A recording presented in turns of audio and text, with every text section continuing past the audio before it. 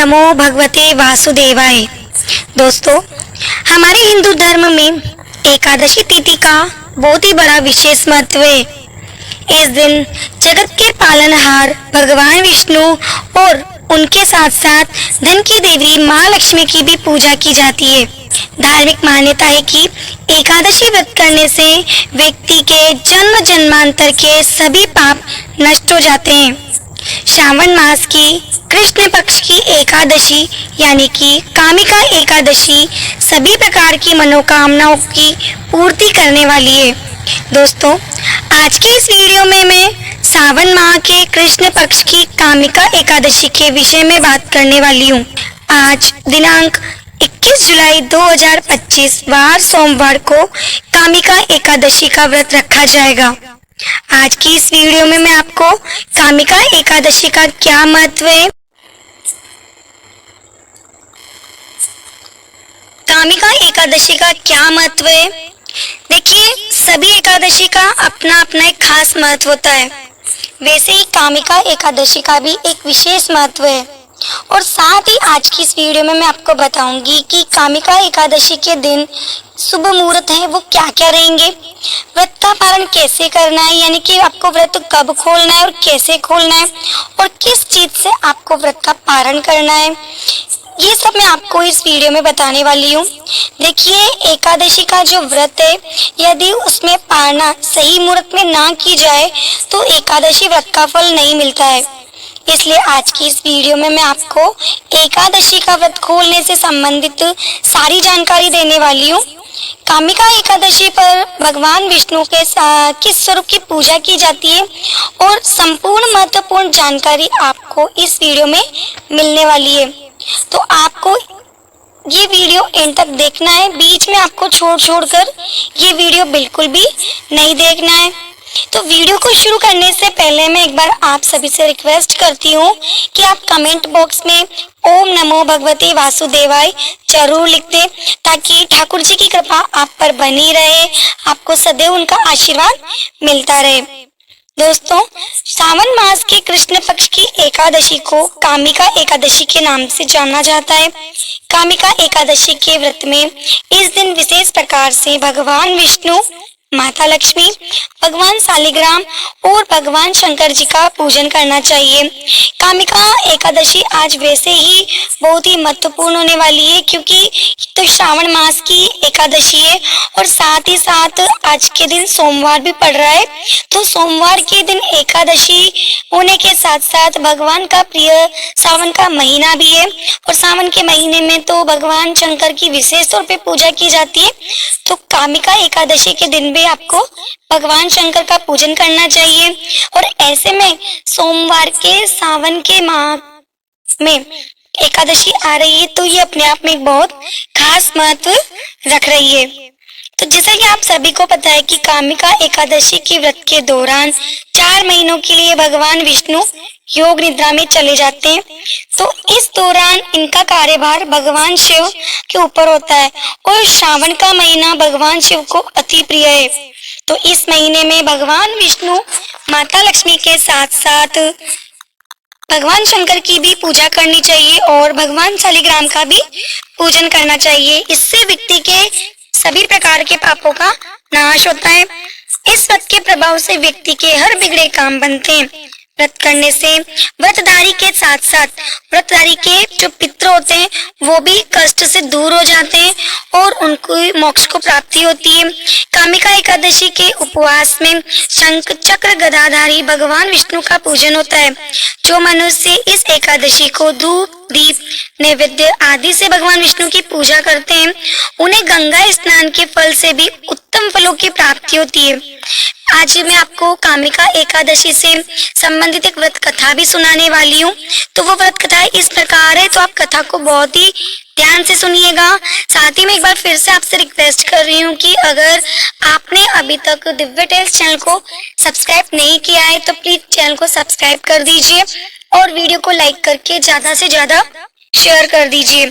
तो कथा कुछ इस प्रकार है, बहुत ही ध्यान से कथा को सुनिएगा।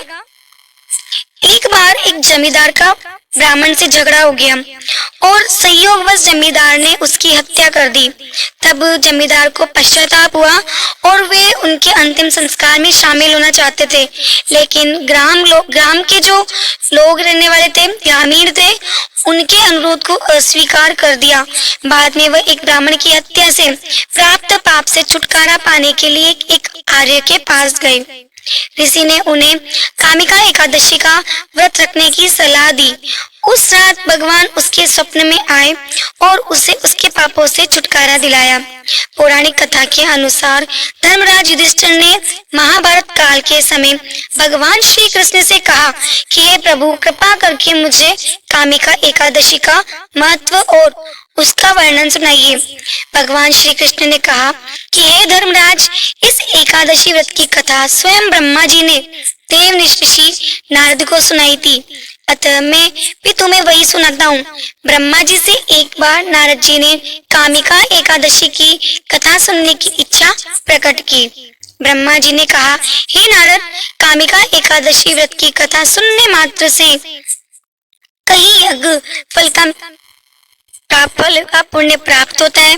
जो भी इस दिन व्रत करता है या इस तिथि पर सत और गदाधारी भगवान विष्णु का पूजन करता है, उसे असीम पुण्यों की प्राप्ति होती है। इतना ही नहीं, गंगा, काशी, नैमिषारण्य और पुष्कर जैसे तीर्थ स्थानों में स्नान करने से किसी व्यक्ति को जो फल मिलता है, वही भगवान विष्णु की पूजा करने से भी मिल जाता है। तो जिन लोगों को पापों से डर लगता है, ऐसे व्यक्तियों को कामिका एकादशी का व्रत अवश्य करना चाहिए। कामिका एकादशी व्रत करने वाले भक्तों को योनि में जन्म नहीं लेना पड़ता है, ऐसा भगवान ने कहा है। जो भी मनुष्य सच्चे हृदय से, श्रद्धा भक्ति से आज के दिन भगवान विष्णु को तुलसी पत्र अर्पित करते हैं, उन्हें भी कामिका एकादशी के दिन पुण्य फलों की प्राप्ति होती है। धार्मिक पुराणों के अनुसार जो व्यक्ति एकादशी का व्रत करता रहता है, वह जीवन में कभी भी संकटों से नहीं गिरता है और उसके जीवन में धन और समृद्धि बनी रहती है। एकादशी व्रत के दिन चावल नहीं खाना चाहिए। इस दिन चावल को जीव के बराबर मानते हैं, क्योंकि शास्त्रों में धार्मिक मान्यता के अनुसार एक बार महर्षि मेधा ने यज्ञ में आए हुए एक भिक्षु का अपमान किया था, जिसके कारण माँ दुर्गा नाराज हो गई और माँ भगवती को मनाने के लिए महर्षि मेधा ने अपने शरीर का त्याग कर दिया और जमीन में धंस गया। इससे माँ दुर्गा प्रसन्न हो गई और महर्षि को आशीर्वाद दिया कि उनके अंग भविष्य में अन्न के रूप में उगेंगे।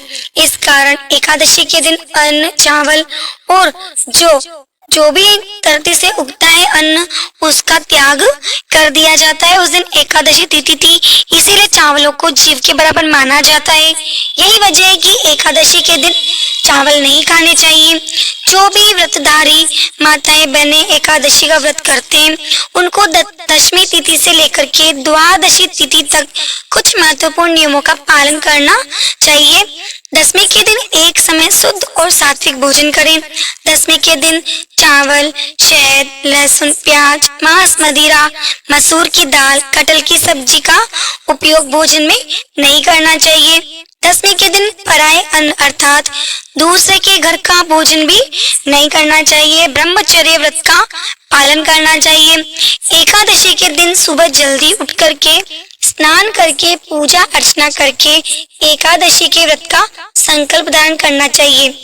पद्म पुराण के उत्तराखंड में अध्याय 64 के श्लोक नंबर 34 में लिखा हुआ है कि हे कमल नयन, भगवान अच्छे एकादशी के दिन निराहार रह के दूसरे दिन ही भोजन करूंगा।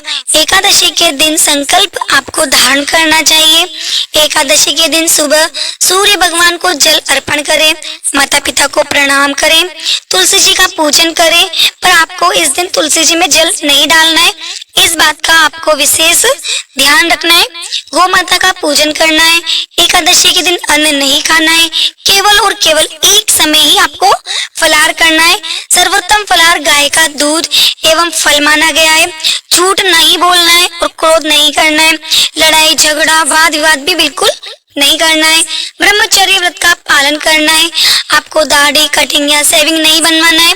शरीर के अंग के कोई भी बाल आपको काटने या कटवाना वर्जित माना जाता है। इस दिन आपको नाखून भी नहीं काटने हैं। किसी भी प्राणी का, किसी भी मनुष्य का, किसी भी जीव का अपमान या अनादर नहीं करना है। दिन में इस दिन आपको सोना वर्जित है। रात्रि में जागरण करना है। एकादशी के व्रत में रात्रि में जो जागरण का महत्व है वो एक विशेष महत्व बताया गया है। तो हो सके तो आपको रात्रि में जागरण करना है। पूजन पाठ करके ब्राह्मण देवता के मुख से ही एकादशी व्रत की कथा का श्रवण आपको करना चाहिए। कथा सुनने के बाद ब्राह्मण देवता को यथाशक्ति अनुसार दान दक्षिणा अवश्य देना है और अगले दिन शुभ मुहूर्त में ही आपको एकादशी व्रत का पारण करना है। पारण का व्रत अर्थ व्रत खोलना है या व्रत का समापन करना है। एकादशी के दिन आप चाय या कॉफी पी सकते हैं, इसका कोई दोष नहीं लगेगा, लेकिन ध्यान रखें आपको इस दिन फलाहार में हल्दी का उपयोग नहीं करना है। एकादशी के दिन पान भी आपको नहीं खाना है। एकादशी के दिन कोई भी तामसिक भोजन आपको घर में नहीं बनाना है, नहीं घर के बाहर खाना है, नहीं परिवार के सदस्यों को खाने देना है। जैसे लहसुन, प्याज, मांस, मदिरा का उपयोग भी आपको नहीं करना है। एकादशी के दिन घर में चावल का उपयोग नहीं करना है। चावल बनाना भी नहीं है और चावल खाना भी नहीं है। हो सके तो इस दिन आप व्रत ना भी कर रहे हो तो भी आपको अन्न का सेवन नहीं करना चाहिए, क्योंकि इस दिन अन्न में राक्षसी प्रवृत्ति बताई गई है। तो एकादशी के दिन तो आपको अन्न का त्याग करना ही चाहिए। एकादशी के दिन यदि आपके घर में जन्म अथवा मृत्यु का सूतक लग जाता है तो भी ऐसी परिस्थिति में आपको एकादशी का व्रत अवश्य करना चाहिए।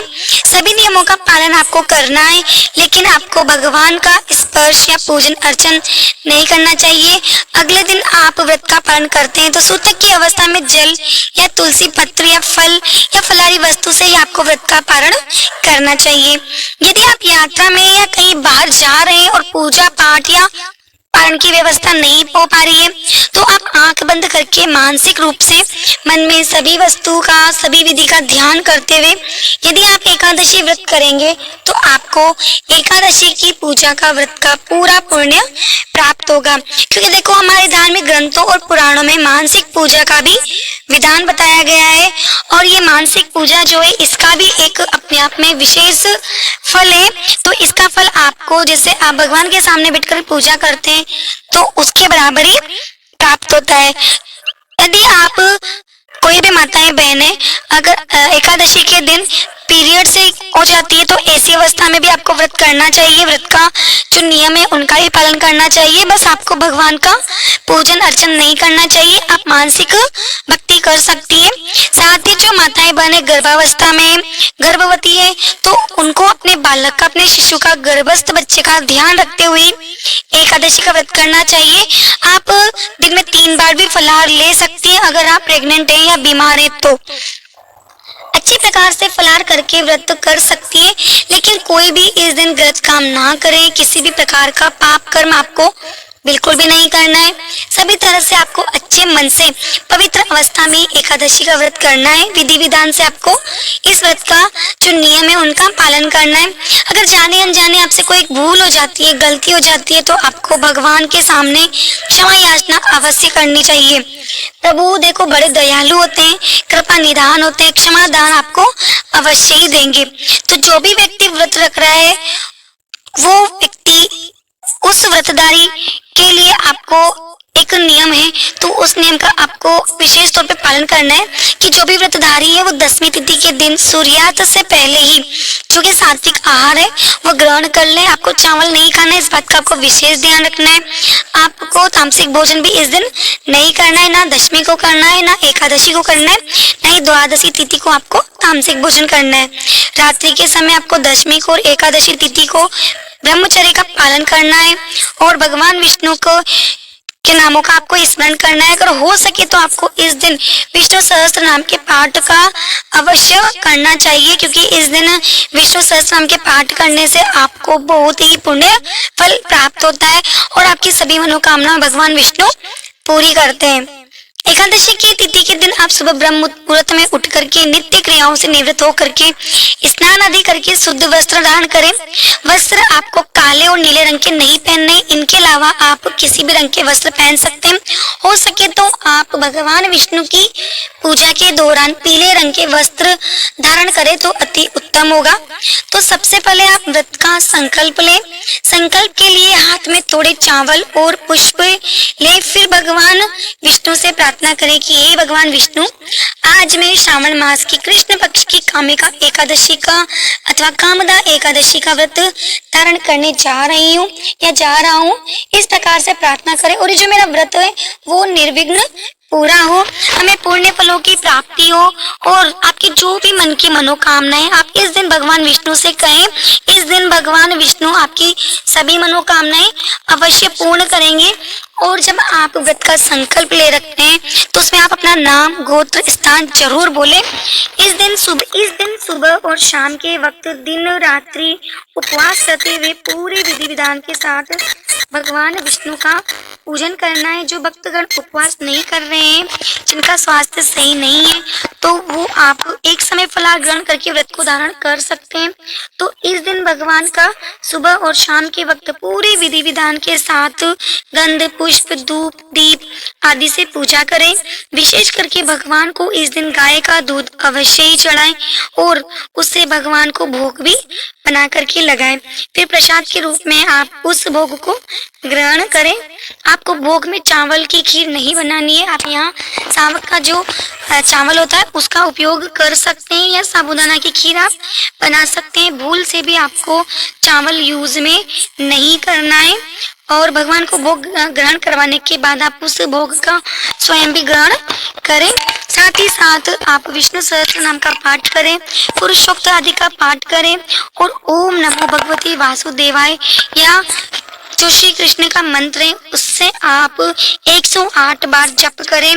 जो भी मन में आपकी मनोकामना है वो भगवान को बोलते रहे और मन ही मन आपको भगवान का जप करना है। देखो, मानसिक जप का अत्यधिक पुण्य और अत्यधिक फल प्राप्त होता है। इससे आपका तन और मन दोनों की शुद्धि होती है। तो आपको मानसिक जाप करते रहना है, इससे भगवान विष्णु अति प्रसन्न होते हैं।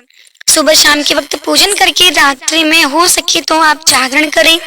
द्वादशी तिथि को सुबह उठ करके स्नान करके शुद्ध वस्त्र धारण करके भगवान का फिर से पूजन करें, भगवान की आरती करें। अगर हो सके आप में सामर्थ्य हो तो आप ब्राह्मण को इस दिन भोजन करवाएं और उन्हें अगर भोजन कराने का आपका सामर्थ्य नहीं है तो उनके निमित्त आप जो 2 व्यक्ति भोजन ग्रहण कर सके इतना भोजन सामग्री आप यानी कि राशन की सामग्री आप किसी भी ब्राह्मण को दे दें और या फिर मंदिर में रख दें। साथ ही साथ उसमें दक्षिणा भी रखें। व्रत का पारण आपको शुभ मुहूर्त में करना है। एकादशी का व्रत का जो पारण है हमेशा द्वादशी तिथि में सूर्योदय के बाद और हरिवासर समाप्त होने के बाद ही करना चाहिए। तो आज मैं इस वीडियो में बताने वाली हूँ कि हरिवासर कब होता है। तो हरिवासर तिथि वो होती है जो द्वादशी तिथि का पहला 1/4 भाग होता है। इस दौरान पारण नहीं करना चाहिए। साथ ही मध्याह्न अर्थात दिन का मध्य में भी आपको व्रत का पारण करने से बचना चाहिए। पारण करने से पहले भगवान विष्णु की पूजा अवश्य करें। भगवान को तुलसी दल चढ़ाएं। पारण के समय सात्विक भोजन नहीं करें। पारण के समय आप चावल, दही, पनीर, घी, शहद या सूखे मेवे का सेवन कर सकते हैं। तो वहीं कुछ लोग एकादशी व्रत का पारण चावल खाकर भी करते हैं। तो व्रती को भगवान विष्णु के चरणों में अपना मन लगाना चाहिए। इस बार खास करके देखो, मैंने पहले ही बताया आपको कि सोमवार के दिन एकादशी तिथि का व्रत है। तो इस दिन भगवान विष्णु के साथ साथ भगवान भोलेनाथ का भी पूजन अवश्य करें। और ये सावन का दूसरा सोमवार है तो इस दिन आप शिव जी का अभिषेक अवश्य करें। तो ये अनंत फलदायी माना जाएगा।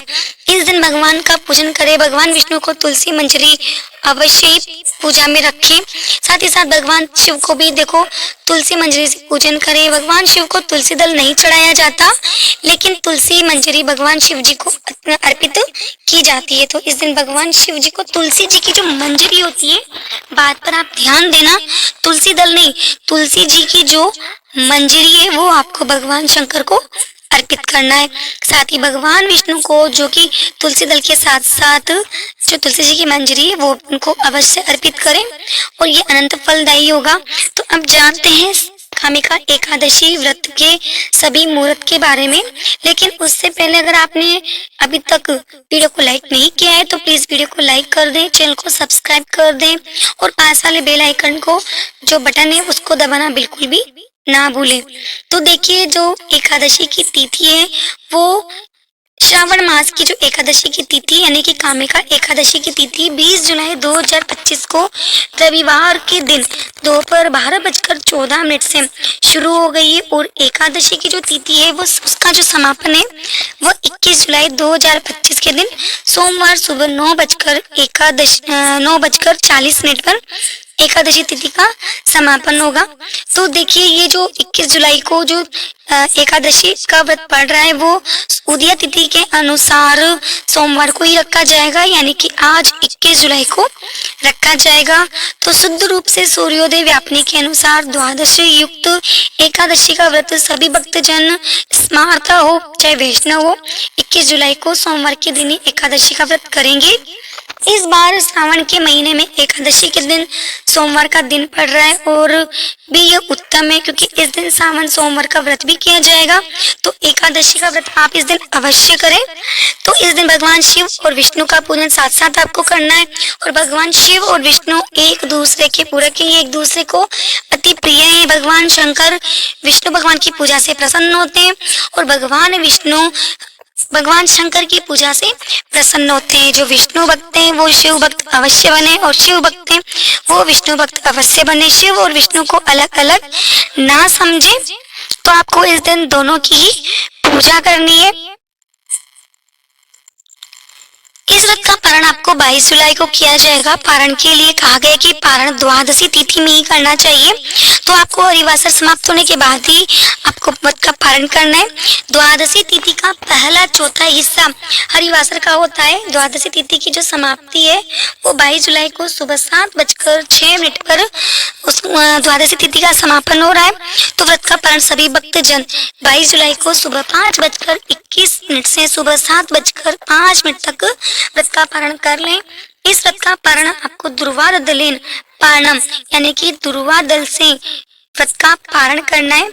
ये संभव ना हो पाए तो आप जल फल या तुलसी दल से व्रत का पारण कर सकते हैं। 21 जुलाई को ब्रह्म मुहूर्त का जो समय है वो 4:14 से सुबह 5:55 तक रहेगा। सूर्योदय का जो समय है वो सुबह 5:20 पर रहेगा और सूर्यास्त का जो समय है वो 6:48 पर होगा। राहु काल का समय दोपहर 3:26 से शाम 5:07 तक रहेगा।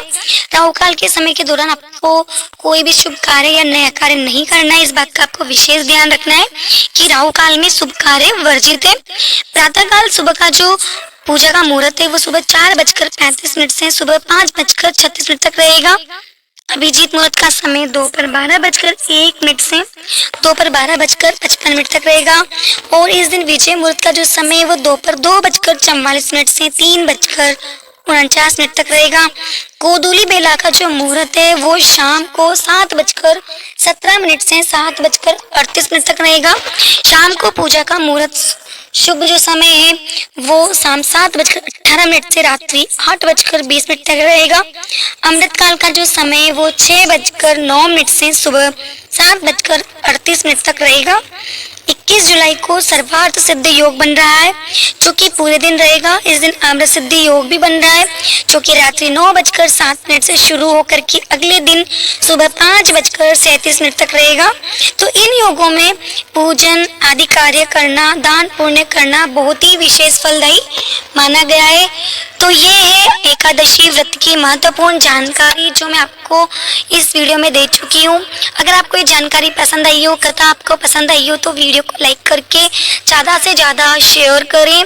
और अगर आपने अभी तक दिव्य टेल्स चैनल को सब्सक्राइब नहीं किया है तो प्लीज़ चैनल को सब्सक्राइब करके वीडियो को लाइक करके ज़्यादा से ज़्यादा शेयर करें।